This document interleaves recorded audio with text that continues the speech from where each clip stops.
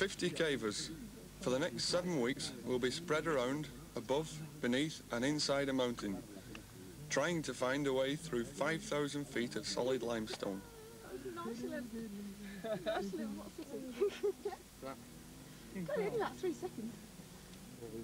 Our base is Tresviso, an isolated village high in the Picos de Europa, notorious for its powerful blue cheese.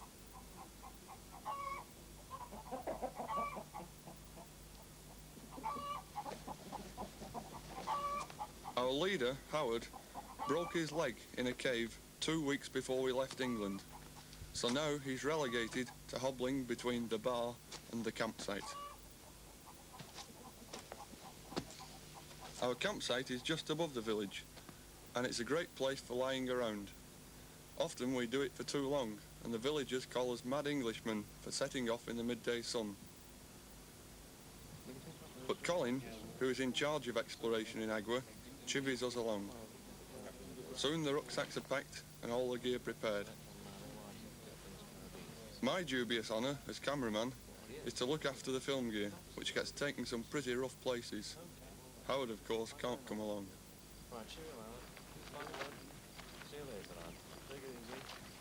The Cueva del Agua lies at the bottom of the Odon Gorge, carved 1,500 feet into the Carboniferous limestone of the Picos. A long time ago, someone cut a zigzag path into the gorge side. It makes a very pleasant walk down. Not so nice walking back up.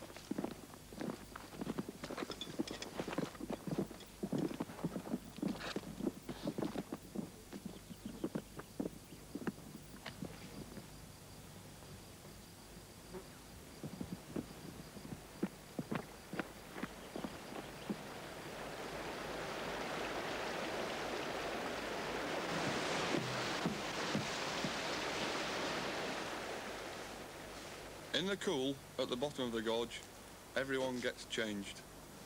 Always a tense moment before a long caving trip. Will we ever see the sun again? Will we ever feel the rain again? Will we ever sing our songs again? All those days we...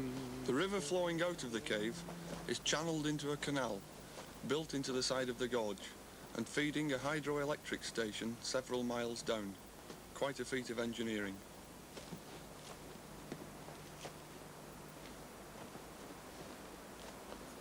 To get to the far end of Agua involves piles and piles of ropes and ladders. The far end is now 1,500 feet higher than the entrance and over a mile into the mountain.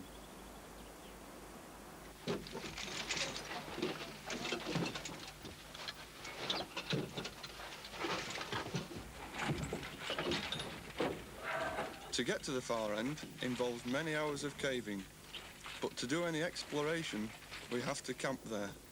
So all this work is just preparation, and the real work will start in a few days when groups of 3 cavers will spend up to 4 days at a time inside the system.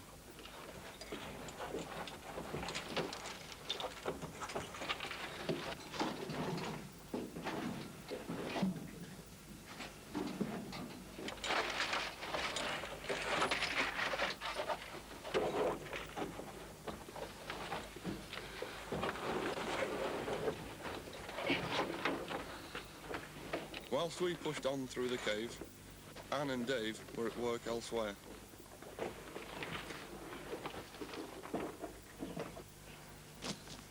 "5,000 feet above the Agua entrance, the bare limestone is riddled with potholes. Tests with dyed water have shown that it drains through to Agua. If we can get through, we establish a world depth record.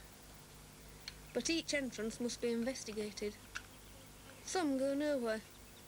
Others are more interesting, but each must be numbered so that we don't get confused. Dave will abseil down and see if it's worthwhile me joining him to explore further.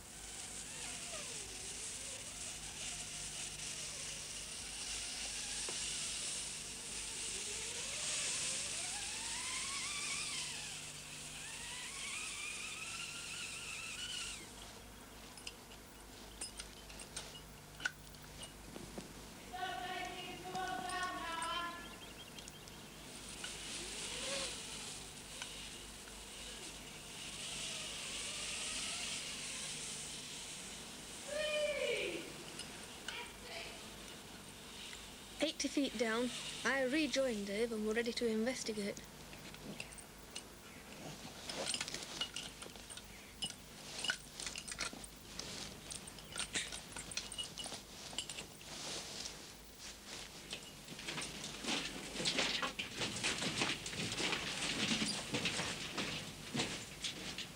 This has obviously been mined.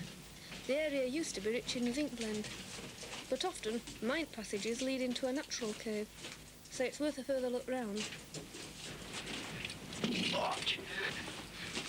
But at the end of the passage, there was nothing but a blank wall with an old drill bit. Perhaps they're boreholes they've been testing further in for ore. It's a very recent mine. Concrete with a bolt in. Have a good rattle. Pull it out, see how long the... It won't come out, it's solid as a rock. I wonder why they drilled the holes and then left.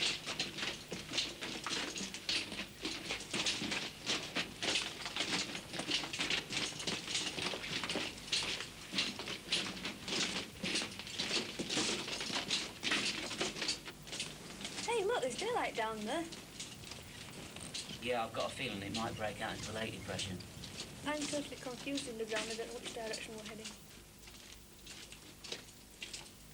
This particular mine surfaced just a few hundred yards from where we went in, which made it a whole lot easier for the film crew.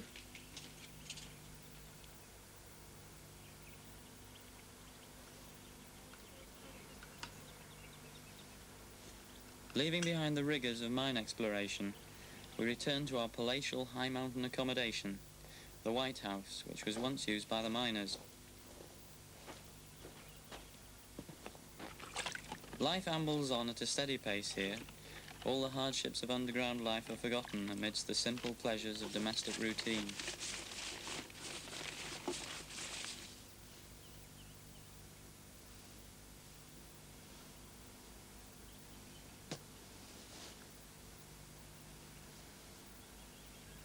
But nothing lasts forever. After all, this was a caving expedition, and there were plenty of caves around. 6, 7, 8 Mars bars and 2 tins of conchas. Can we have some conchas now? Oh, I wish they were chinchillas. Let's take them on the ground, it's too hot. Too hot. Do you know what? I don't think I've actually had any I got one tin. Can we carry it all down? We descended more than 200 surface shafts, and most of them went nowhere. But this one we called Terra, and we had already explored it down to 800 feet. It was our brightest hope at this stage of the expedition. I'm in the shade anyway.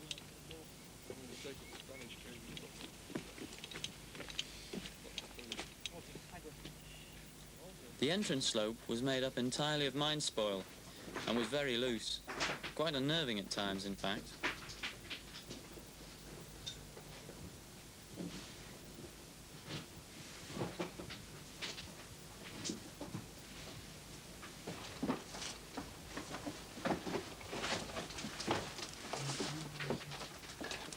Once you reached the mine passages, everything appeared a bit more stable, fortunately.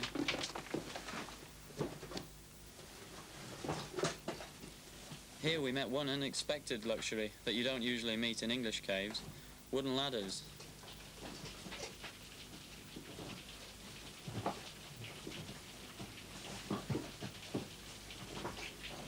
A lot of the woodwork used by the miners was still in place and in fairly good condition, and we felt able to trust it. More or less.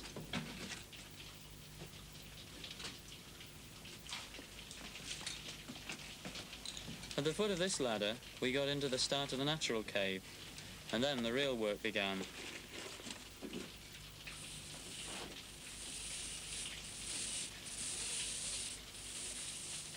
After this, it was just pitch after pitch after pitch. Sometimes the rope seemed horribly thin, but you had to put this to the back of your mind and just get on with it. We go down on a rack. It's not a torture device, but it's designed for a smooth, friction-controlled descent.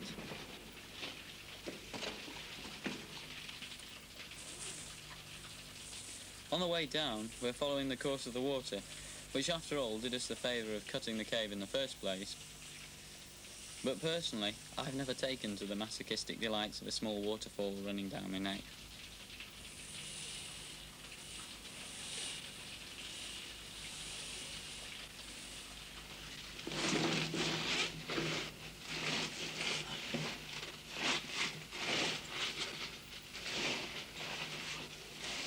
On really awkward drops, we still use ladders. They're much less likely to wear through than a single rope, and you feel a lot more confident when you're going down them.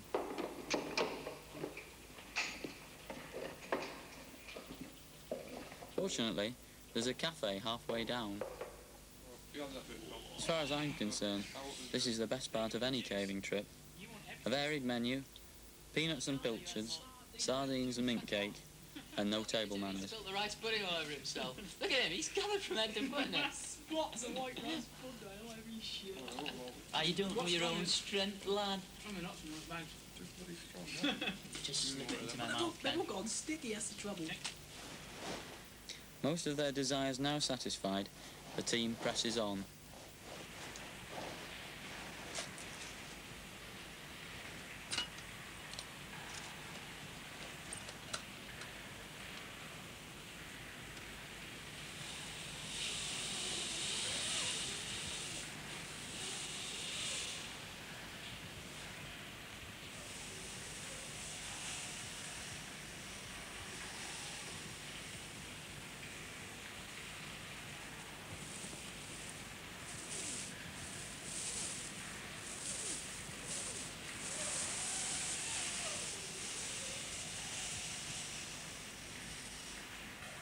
This is always the tensest moment on a big pitch, as you unclip and lower your weight onto your rack. It looks a long way down. In fact, it's about 300 feet.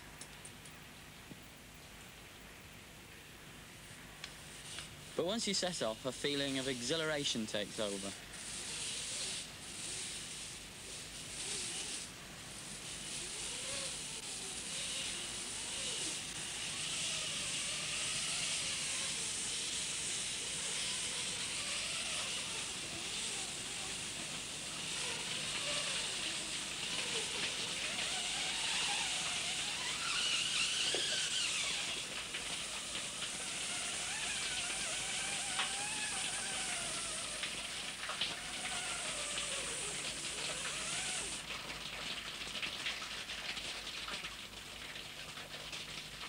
We're down to 1,000 feet now, but like most pushing trips, this one comes to a halt when we run out of tackle at the head of a big pitch.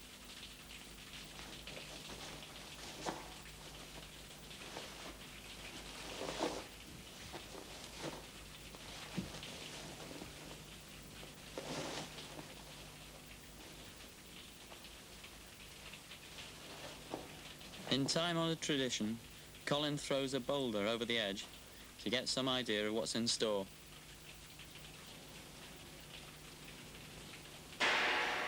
Looks good. Howard carried on that? Meanwhile, back at Tresviso, a delicate operation is in progress. We're 4 weeks into the expedition now, and getting into the swing of caving. All except for Howard, that is. See where his leg gives way. That's really solid. It was under doctor's orders to take it easy for 2 weeks after the pot was off. In fact, he was underground within 3 days. Cut all the bottom off and miss his foot. Yeah, Just well, there's a long foot and on the put it bottom. Yeah, we don't really need the pickaxe just yet. Hey, it's what? Hey, Yes. Mm. Oh, dead skin. right, that's the Hey, foot look at out. that, eh? Yeah, it's all. Bastard, I got a flea. Down at Agua, teams of cavers have been spending 3 days at a time living and working underground. Colin has spent a total of 12 nights inside the system, and with Nick and Pete